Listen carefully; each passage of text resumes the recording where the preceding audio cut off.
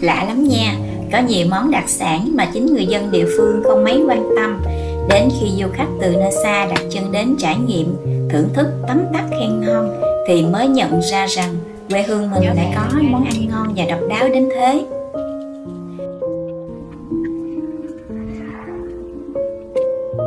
Miền Tây quê mình con nước bắt đầu lên, cứ thể vào một trận mưa đầu mùa, mang theo những âm thanh quen thuộc, tiếng ếch kêu ầm ĩ, hứa hẹn những món ăn ngon từ chúng. Hôm nay mình sẽ chế biến 3 món ăn ngon với con vật này nha. Ếch kho sả ớt. Thịt ếch được kho chín mềm, thấm đẫm hương vị của sả và ớt. Mỗi miếng thịt đều toát lên mùi thơm nước mũi, cay cay, mặn mà, khiến bạn chỉ muốn ăn mãi không thôi. Ếch rang muối. Với lớp muối giòn rụm bên ngoài, thịt ếch bên trong lại ngọt tự nhiên, tạo nên sự hòa quyện hoàn hảo. Ếch nướng mọi. Thịt ếch được ướp với nước mắm cá cơm nguyên chất, sau đó nướng trên lửa than hồng. Hương thơm của ếch nướng lan tỏa khắp không gian. Da ếch giòn rụm, thịt ếch ngọt tự nhiên, một miếng thôi cũng đủ khiến bạn say mê. Nay theo chân mình vào bếp để làm mấy món ăn mà ai cũng thích với mấy con ếch bà từ nhỏ nuôi dưới mương xa nhà, cùng những hương liệu quen thuộc như sả hay ớt có sẵn trong vườn, để làm nên một bữa ăn thật hấp dẫn nha.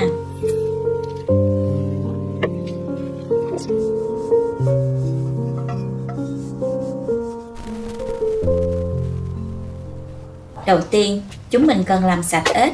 Đối với món kho, mình sẽ lột da, còn ếch rang muối và nướng mọi sẽ để nguyên da. Sau khi rửa sạch, mình sẽ khử mùi ếch bằng chanh, muối hột với lá sả. Sơ chế xong xuôi, mình sẽ bắt đầu chế biến món ăn.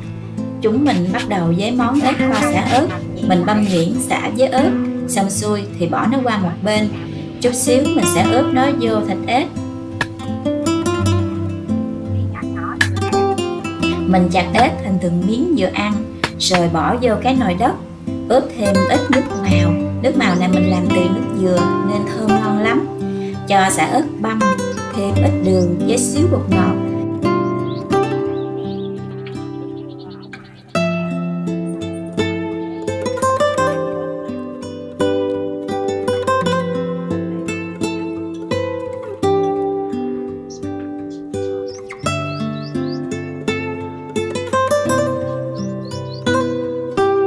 Cuối cùng mình sẽ cho nước mắm cá cơm vô. Mình cho nhiều nước mắm thì khi kho lên, nước kho sẽ sền sệt, ăn mới ngon. Nước mắm cá cơm này mình tự ủ và nấu theo cách truyền thống xưa kia bà ngoại mình dạy. Nước mắm thơm ngon lắm. Trộn đều và để 30 phút cho ếch thấm gia vị. Ếch kho sả ớt này mình kho trên lửa nhỏ để ếch thấm gia vị, thịt ếch dai và ngon hơn. Ếch rang muối hột là món tiếp theo mình sẽ làm. Mình lấy cái nồi đất, lót lá sả bên dưới, rải thêm một lớp muối hột lên trên. Ếch mình sẽ xếp lên trên cùng.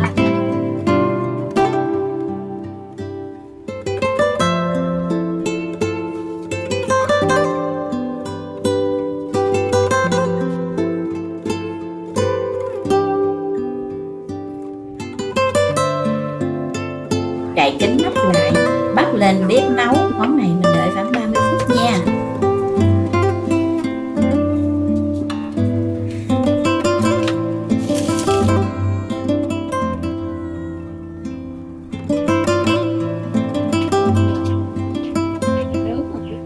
Để làm món ếch nướng mọi thì cần phải có lửa than, nên mình sẽ làm nó cuối cùng. Mình ướp nửa chén nhỏ nước mắm cá cơm nguyên chất, trộn đều cho ếch thấm nước mắm. Cầu kỳ xíu, mình nhét một tép xả, thêm vài tép tỏi vô bụng con ếch, thì khi nướng lên, mùi vị của ếch nướng sẽ thơm ngon lắm.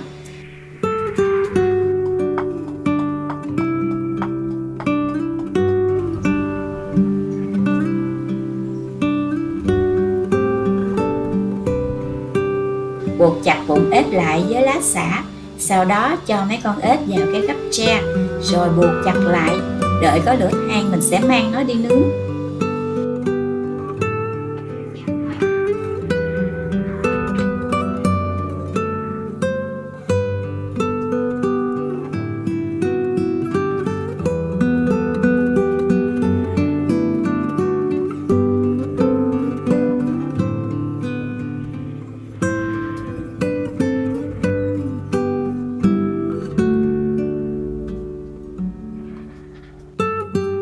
ếch rang muối bắt đầu dậy mùi rồi đó.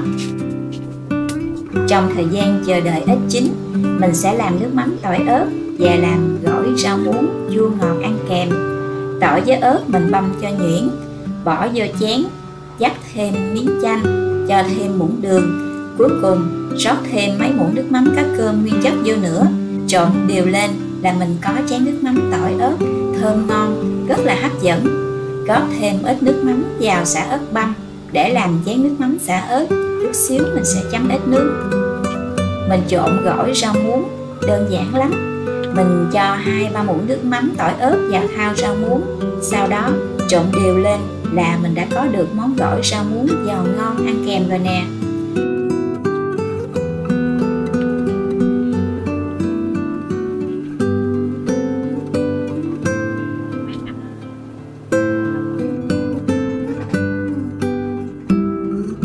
Nồi ếch rang muối của mình cũng chín rồi đây.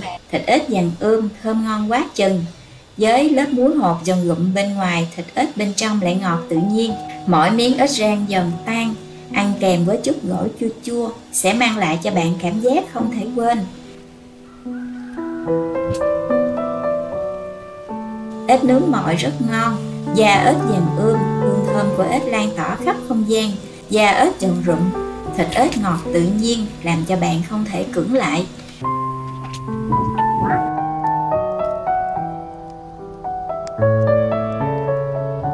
Nồi ếch kho xả ớt sền sệt nhìn ngon quá chừng. Mình sẽ cho thêm ít sả băm và lát ớt để nồi ếch của mình được dậy mùi. Thịt ếch kho chín mềm, thấm đẫm hương vị của sả và ớt. Mỗi miếng thịt ếch đều toát lên mùi thơm nức mũi, cay cay mặn mà, hấp dẫn quá đi thôi. Hãy tưởng tượng cảnh bạn ăn cùng với cơm trắng nóng hổi, thật tuyệt vời làm sao. Giờ thì mình mời các bạn thưởng thức những món ăn dân dã nhưng đầy hương vị quê hương. Mình hy vọng những món ăn này sẽ mang đến cho bạn những trải nghiệm ẩm thực khó quên.